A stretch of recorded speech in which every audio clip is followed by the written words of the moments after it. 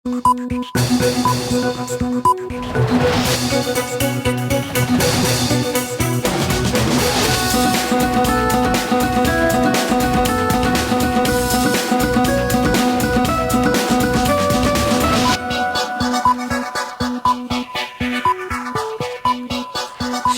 স্বাগত দুপুরের মাছরাঙা সংবাদে। আপনাদের সঙ্গে আছি আমি নাবিনা ফেরদৌস। শুরুতেই গার্ডিয়ান লাইফ ইন্স্যুরেন্স সংবাদ শিরোনাম। দেশ জুড়ে বাড়ছে ডেঙ্গুর প্রকোপ। চট্টগ্রাম নগরীতে ৮ হটস্পট। চিকিৎসক ও নার্সের ধৈর্য নিয়ে কাজের নির্দেশ স্বাস্থ্যমন্ত্রী। নিরাপত্তা এমনভাবে বিন্যাস করতে হবে যেন জনগণ নিজেদেরকে সরকার প্রধান থেকে বিচ্ছিন্ন মনে না করে। পিজিআরের প্রতিষ্ঠা বার্ষিকীর অনুষ্ঠানে বললেন প্রধানমন্ত্রী। এবং তেহরানে আয়াতুল্লাহ আলী খামেনির জানাজায় লাখ লাখ জনতা। নিরাপত্তার কারণে অংশ নেননি ছেলে মুজতবা। শুনছিলেন শিরোনাম, এবার বিস্তারিত। দেশের বিভিন্ন হাসপাতালে প্রতিদিনই বাড়ছে ডেঙ্গু রোগীর সংখ্যা। রাজধানীর হাসপাতালগুলোতে বেডের তুলনায় দ্বিগুণ রোগী চিকিৎসা নিচ্ছে। হাম রোগীর চিকিৎসা সেবা সামাল দিতে গিয়ে হিমশিম খাচ্ছেন চিকিৎসকরা। এর মধ্যে ডেঙ্গু জ্বরের প্রাদুর্ভাব শুরু হওয়ায় পরিস্থিতি আরও প্রকট আকার ধারণ করছে। যশোর, পটুয়াখালী, মানিকগঞ্জ ও রাজবাড়ীতে ডেঙ্গুতে আক্রান্ত হয়েছে অন্তত 15 জন। অনেক হাসপাতালে সাধারণ রোগীদের সাথে ডেঙ্গু রোগীর চিকিৎসা দেওয়া হচ্ছে। এতে হাসপাতালের সাধারণ রোগীদের মধ্যেও ডেঙ্গু ছড়িয়ে পড়তে পারে বলে আশঙ্কা জানিয়েছেন চিকিৎসকেরা। এদিকে চট্টগ্রামে জুলাইয়ের প্রথম 4 দিনেই ডেঙ্গু আক্রান্তের সংখ্যা ছাড়িয়েছে পুরো জুন মাসের সংখ্যাকেও। পরিস্থিতিকে অ্যালার্মিং বলছেন চিকিৎসকরা। এরই মধ্যে নগরীর 8টি স্থানকে হটস্পট হিসেবে চিহ্নিত করেছে সিটি কর্পোরেশন। সঞ্জীব দেবাবুর ক্যামেরায় নাজমুল সাদিকের রিপোর্ট। বন্দরনগরী চট্টগ্রাম জেলায় গত জুন মাসে ডেঙ্গু রোগীর সংখ্যা বাড়তে থাকে। বিভিন্ন হাসপাতালে ওই মাসে 122 জন ডেঙ্গু রোগী শনাক্ত হয়, কিন্তু সংখ্যা বাড়াচ্ছে চলতি মাসের তথ্য। জুলাই মাসের প্রথম 4 দিনেই ডেঙ্গু রোগীর সংখ্যা ছাড়িয়েছে অর্ধশত। প্রথম দিন সারা শরীর ব্যথা ছিল, এরপরে দেখে যে পরে জ্বর হয়েছে। পরে আমরা মিরেশ্বরী থানায় ভর্তি হয়েছিলাম, উপজেলা আর কি, ওইখান থেকে এখানে পাঠাইছি। আমাদের সামনের বাসার 2 জনের হয়েছে, বাবা ছেলে। আমার ছেলের হয়েছে, আমার ছেলের ঘরে রাখে আসছে আপাতত। এর 2 দিন আগে আমার ছেলের হয়েছিল। চট্টগ্রামে ডেঙ্গু রোগীর সবচেয়ে বেশি চাপ চট্টগ্রাম মেডিকেল কলেজ হাসপাতালে। এতে ডেঙ্গু কর্নার খোলা হয়েছে। চিকিৎসকরা জানান, হঠাৎই কয়েক গুণ বেড়ে গেছে ডেঙ্গু রোগী। একে উদ্বেগজনক জানিয়ে শিশুসহ আগে থেকে অসুস্থ রোগীদের নিয়ে বেশি সতর্ক হওয়ার পরামর্শ তাদের। জুন পর্যন্ত আমাদের রোগীর প্রকোপ অত বেশি ছিল না, কিন্তু গত 1 সপ্তাহ ধরে আমরা দেখছি যে আমাদের রোগীর অ্যাডমিশন, মানে ডেঙ্গু জটিলতা নিয়ে রোগীর অ্যাডমিশন অনেক বেড়ে গেছে। এবং গত 24 ঘন্টায় আমাদের এখানে প্রায় 7-8 জন পেশেন্ট ভর্তি হয়েছে নতুন করে। পেডিয়াট্রিক্সের রোগী বা শিশু রোগী সবসময় ভালনারেবল, তাদের ব্যাপারে আমাদের সতর্ক থাকতে হবে। সতর্কতা মানে কি, আমরা বলি warning sign. Any dengue patient, কারো যদি বমি হয়, কারো যদি পাতলা পায়খানা হয়, কারো যদি পেটে ব্যথা হয়, কারো যদি খুব খারাপ লাগে মানে খুব দুর্বল লাগে, কারো যদি সাথে অন্য কোনো ডিজিজ থাকে, তাইলে সাথে সাথে আমাদের সাথে যোগাযোগ করতে হবে। চট্টগ্রাম সিটি কর্পোরেশন এলাকায় ডেঙ্গুর বিস্তার রোধে সতর্কতার কথা জানান সিটি মেয়রও। এর মধ্যে নগরীর 8টি ওয়ার্ডকে হটস্পট হিসেবে চিহ্নিত করে বিশেষ কার্যক্রম পরিচালনা ও মশা নিধনে বাড়তি ঔষধ ছিটানো হচ্ছে বলে জানান তিনি। আমেরিকান ব্যালেন্ট বাইসাইন্স এলএলসির একটা লার্বিসাইড আমরা ব্যবহার করছি, যেটা বিটিআই মেথডে কাজ করে, এবং আমরা এই ওষুধটাকে 15 দিনের জায়গায় ওই জায়গায় আমরা 7 দিন পর দিব। তাহলে পরে আরও ইফেক্টিভলি লার্ভাগুলো ধ্বংস হবে। চট্টগ্রাম জেলায় চলতি বছর এ পর্যন্ত ডেঙ্গু আক্রান্ত হয়েছেন 337 জন। তবে ডেঙ্গুতে এখনো চট্টগ্রাম সিটি কর্পোরেশন এলাকার কারো মৃত্যু না হলেও জেলায় মৃত্যু হয়েছে 1 জনের। নাজমুল সাদিকি, মাছরাঙা সংবাদ, চট্টগ্রাম। ডেঙ্গু ও হাম মোকাবেলায় নিয়োজিত চিকিৎসক ও নার্সদের ধৈর্য নিয়ে কাজ করার নির্দেশ দিয়েছেন স্বাস্থ্যমন্ত্রী। সকালে ঢাকা বিশ্ববিদ্যালয়ের সিনেট ভবনে একটি আন্তর্জাতিক সেমিনারে তিনি আরো বলেন, রোগ নির্ণয়ে এখনো পিছিয়ে আছে Bangladesh. Medical equipments, you know how much, what is the extent, volume of foreign currencies we are using every day to import the equipments. If you are our people, if you guys, if you can invent and prepare the things to produce locally, I assure you we will extend all of our cooperations to you to go for that work. সিলেটে হাম উপসর্গ নিয়ে ৫ মাস বয়সী এক শিশুর মৃত্যু হয়েছে। গত ২৪ ঘন্টায় নোয়াখালীতে নতুন করে হাম উপসর্গ নিয়ে হাসপাতালে ভর্তি হয়েছে আরও ৩০ শিশু। চিকিৎসাধীন আছেন ১৩৫ জন। পটুয়াখালীতে নতুন ২৯ জন সহ জেলার বিভিন্ন হাসপাতালে চিকিৎসা নিচ্ছে ২০৬ জন। এছাড়া সিরাজগঞ্জ, যশোর, মানিকগঞ্জ ও লক্ষ্মীপুর সহ দেশের বিভিন্ন হাসপাতালে হাম উপসর্গ নিয়ে ভর্তি হয়েছে শতাধিক রোগী।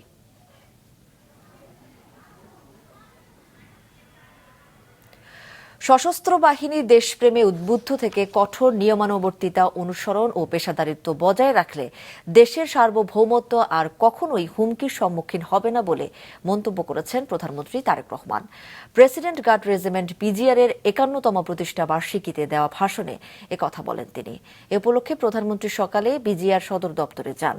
সেখানে বৃক্ষরোপণ করে কেক কাটায় অংশ নেন। বক্তব্যে পিজিআর সদস্যদের পেশাগত দক্ষতা ও কর্তব্য নিষ্ঠার প্রশংসা করেন তিনি।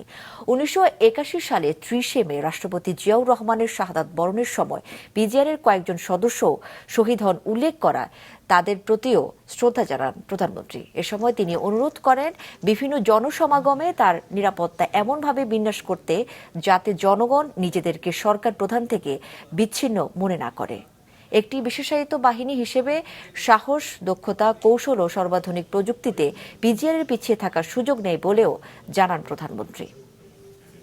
আপনাদের প্রতি আমার আহ্বান, নিরাপত্তা কৌশল এমনভাবে বিন্যাস করা জরুরি, সশস্ত্র বাহিনী যদি দেশপ্রেমে উদ্বুদ্ধ হয়ে কঠোর নিয়মবর্তিতা অনুসরণ এবং পেশাদারিত্ব বজায় রাখেন, তাহলে দেশের সার্বভৌমত্ব আর কখনোই হুমকির সম্মুখীন হবে না বলে আমি বিশ্বাস করি, ইনশাআল্লাহ। প্রচলিত নিরাপত্তা ঝুঁকির পাশাপাশি সাইবার হামলা, কৃত্রিম বুদ্ধিমত্তার অপব্যবহার সহ বহুমাত্রিক নিরাপত্তা চ্যালেঞ্জ মোকাবেলায় প্রযুক্তি নির্ভর আধুনিক রেজিমেন্ট গার্ড বাহিনী গড়ে তোলার আহ্বান জানিয়েছেন রাষ্ট্রপতি মোহাম্মদ শাহাবুদ্দিন। প্রেসিডেন্ট গার্ড রেজিমেন্টের ৫১তম প্রতিষ্ঠা বার্ষিকীতে দেওয়া বক্তব্যে তিনি একথা বলেন। এ উপলক্ষে রাষ্ট্রপতি সকালে পিজিআর সদর দপ্তরে পৌঁছালে তাকে অভ্যর্থনা জানান সেনাপ্রধান জেনারেল ওয়াকারুজ্জামান। রাষ্ট্রপতি কোয়ার্টার গার্ড পরিদর্শন শেষে রেজিমেন্টের অফিসার ও জেসিওদের সঙ্গে কুশল বিনিময় করেন। বক্তব্যে রাষ্ট্রপতি বলেন, সরকার সশস্ত্র বাহিনীকে চতুর্মাত্রিক বাহিনী হিসেবে গড়ে তুলতে বদ্ধপরিকর। নিরাপত্তা এখন একটি বহুমাত্রিক বিষয়। প্রচলিত নিরাপত্তার ঝুঁকির পাশাপাশি সাইবার হামলা, কৃত্রিম বুদ্ধিমত্তা ভিত্তিক তথা আধুনিক প্রযুক্তির অপব্যবহার এবং বিভিন্ন ধরনের হাইব্রিড নিরাপত্তা হুমকি নতুন চ্যালেঞ্জ সৃষ্টি করেছে। আমি আশা করি প্রেসিডেন্ট গার্ড রেজিমেন্ট আগামী দিনে আরও আধুনিক প্রযুক্তি, আন্তর্জাতিক মানের প্রশিক্ষণ এবং পেশাগত উৎকর্ষ অর্জনের মাধ্যমে নিজেদের সক্ষমতাকে আরও বাড়াবে। সরকারি অনুষ্ঠানের জন্য তৈরি করা ব্যানার, ফেস্টুন ও বিলবোর্ডের প্রধানমন্ত্রীর ছবি ব্যবহার নিষিদ্ধ করে পরিপত্র জারি করেছে মন্ত্রিপরিষদ বিভাগ। দুপুরে মন্ত্রিপরিষদ বিভাগের সাধারণ অধিশাখা থেকে উপসচিব তানিয়া আফরোজ স্বাক্ষরিত পরিপত্রে এই নির্দেশনা দেওয়া হয়েছে, যেখানে বলা হয়েছে সরকারি অনুষ্ঠানে ব্যানার, ফেস্টুন ও বিলবোর্ড এমনভাবে নকশা করতে হবে যেখানে অনুষ্ঠানের বিষয়বস্তুর সাথে সামঞ্জস্যপূর্ণ তথ্য বার্তা সুস্পষ্টভাবে থাকতে হবে। জাতীয় পল্লী উন্নয়ন দিবস ২০২৬ উপলক্ষে স্মারক ডাক টিকিট, উদ্বোধনী খাম ও ডাটা কার্ড উদ্বোধন করেছেন প্রধানমন্ত্রী তারেক রহমান। এ সময় স্থানীয় সরকার, পল্লী উন্নয়ন ও সমবায় মন্ত্রী মির্জা ফখরুল ইসলাম আলমগীর, প্রতিমন্ত্রী মীর শাহে আলম, স্থানীয় সরকার, পল্লী উন্নয়ন ও সমবায় বিষয়ক মন্ত্রণালয়ের সচিব মোহাম্মদ শহীদুল হাসান উপস্থিত ছিলেন। ৬ জুলাই জাতীয় পল্লী উন্নয়ন দিবসে এবারের প্রতিপাদ্য উন্নত পল্লী সমৃদ্ধ দেশ, সবার আগে বাংলাদেশ। দেশের গ্রামীণ অর্থনীতি ও পল্লী উন্নয়নে অবদানের স্বীকৃতি প্রদানের জন্যই দিনটি পালিত হয়ে থাকে।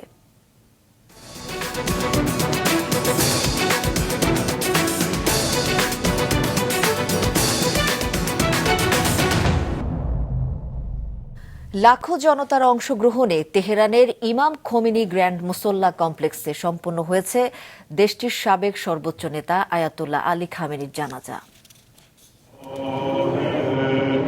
ইরানের রাজধানী তেহরানে ইমাম খোমেনি গ্র্যান্ড মুসল্লা কমপ্লেক্সে দেশটির সর্বোচ্চ নেতা আয়াতুল্লাহ আলী খামেনির জানাজা অনুষ্ঠিত হয়েছে।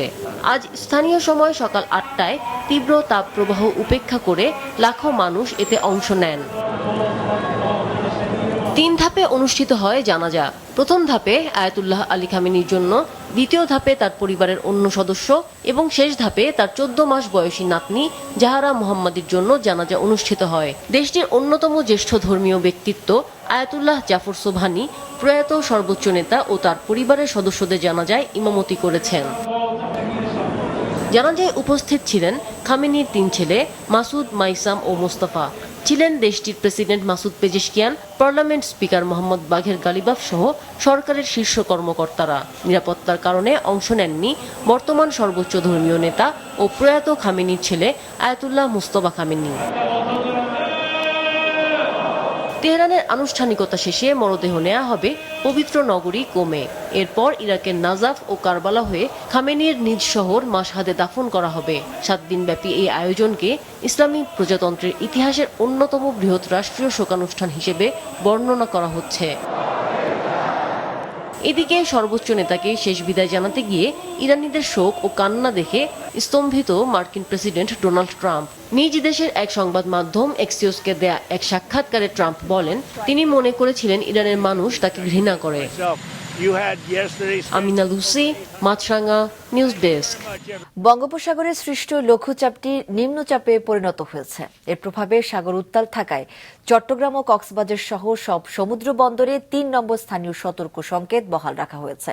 আবহাওয়া অফিস জানিয়েছে, উপকূলীয় এলাকার উপর দিয়ে 45 থেকে 60 কিলোমিটার বেগে দমকা বা ঝোড়ো হাওয়া বয়ে যেতে পারে।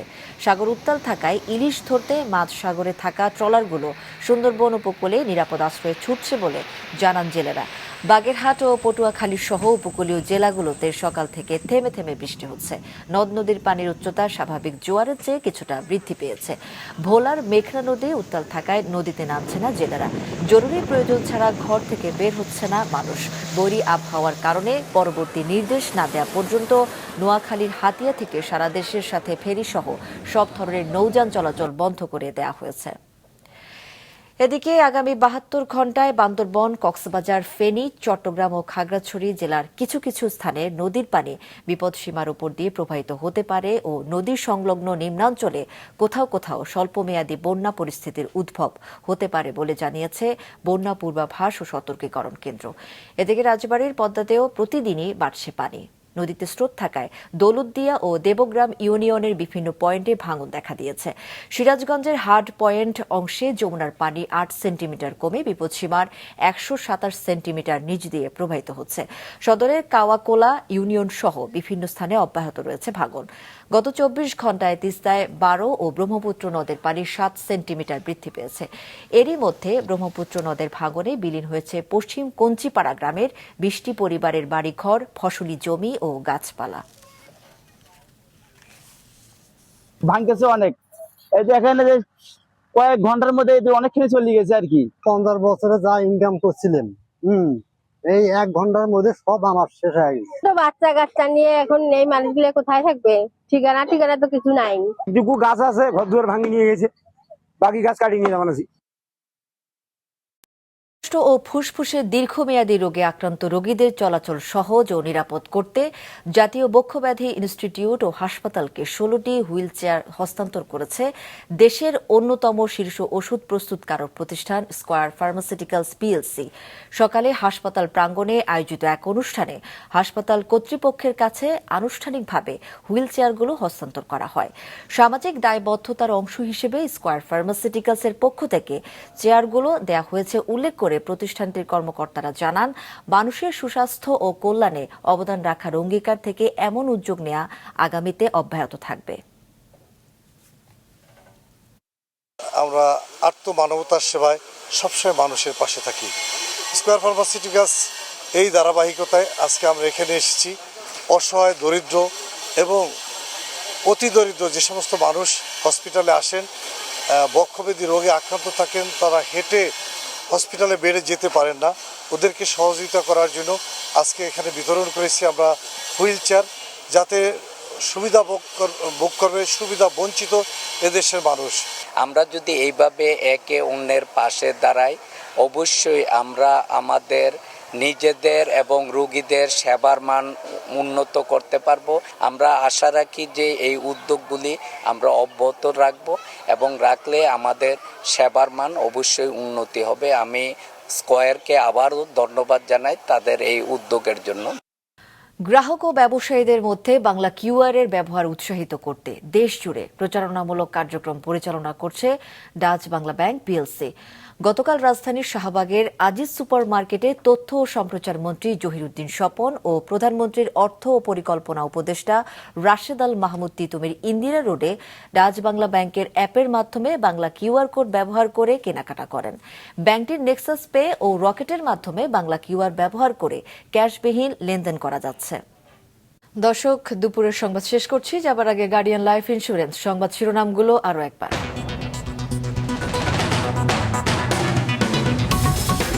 দেশ জুড়ে বাড়ছে ডেঙ্গুর প্রকোপ। চট্টগ্রাম নগরীতে 8 হটস্পট, চিকিৎসক ও নার্সদের ধৈর্য নিয়ে কাজের নির্দেশ স্বাস্থ্যমন্ত্রীর।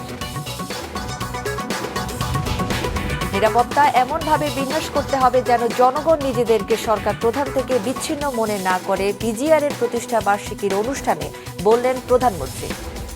এবং তেহরানে আয়াতুল্লাহ আলী খামেনির জানাজায় লাখ লাখ জনতা। নিরাপত্তার কারণেই অংশ নেননি ছেলে মোস্তফা।